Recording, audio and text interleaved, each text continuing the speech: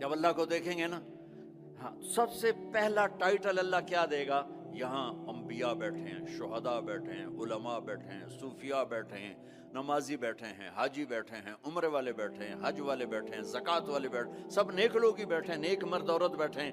لیکن اللہ کس صفت سے ہمیں پکارے گا؟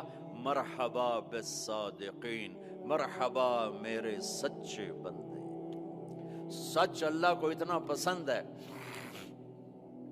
کہ اس دن اللہ جب پکارے گا تو صادقین کے ساتھ، علماء کے ساتھ نہیں، شہداء کے ساتھ. شہداء بندے، علماء بندے، صوفیاء بندے، تہجد گزار بندے، سب اس صفات والے ہیں. لیکن اللہ ان کی ایک صفت کو لے کر کہے گا، مرحبا میرے سچے بندے.